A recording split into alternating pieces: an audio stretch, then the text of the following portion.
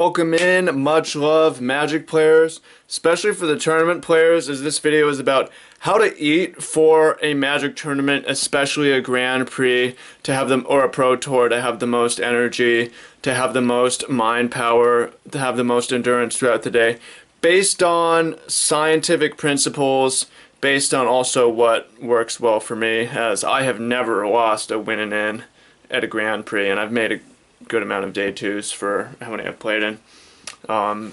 Yeah, because when it comes down to that last round, if you find yourself you're losing the last couple rounds, it's really a matter of physical endurance because a lot of people get the fog, they get worn out, and this has to do with sleep and it has to do with eating. So let's talk about eating for a little bit.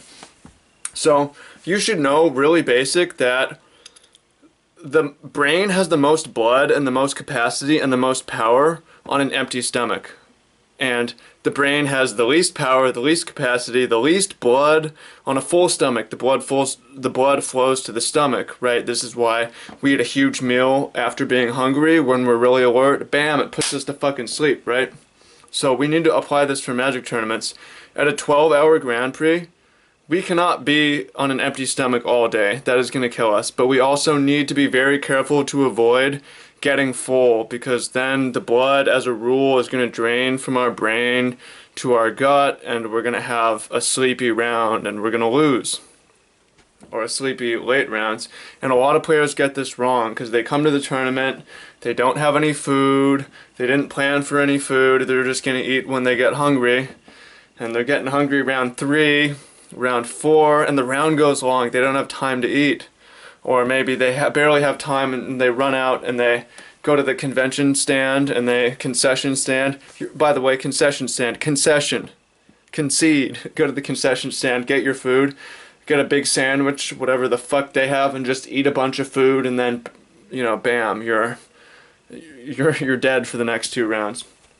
We don't want to do this. We don't want to be hungry all day either. We want to have a stable energy level if possible. And the way we do that is by eating small bits of low glycemic index food throughout the day. What glycemic index is basically how long it takes for energy to come from food. For instance, if you eat something really like candy or something, or white bread, it turns into energy all at once and you get this short burst and then it's gone, right? So we want the low glycemic index foods, and this can be like peanuts or like a lot of different certain kinds of fibrous fruits and vegetables. And if you eat one piece, one handful, one whatever between each round, 1 or 2, you're never going to get full. Your digestion is never going to take over your brain. You're going to have stable energy levels throughout the day. So what you need to get in the habit of doing is making a plan in advance for what you're going to eat and when.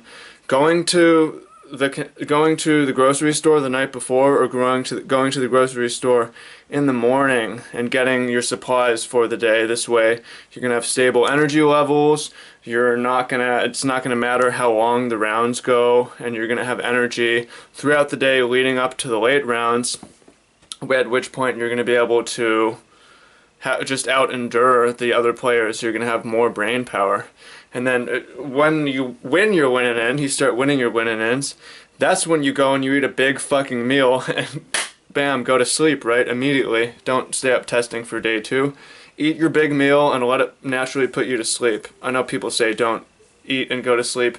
That's just how the body works, and that's fine, because with this, it's kind of an intermittent fasting type thing. You're not eating a ton of food throughout the day, you're eating a little bit, and you're going to need that food, that energy for tomorrow, and it's okay to eat a bunch before going to sleep in this situation. So you wake up the next day and you run it back, right? You ate a good meal last night, so you've got energy for that day.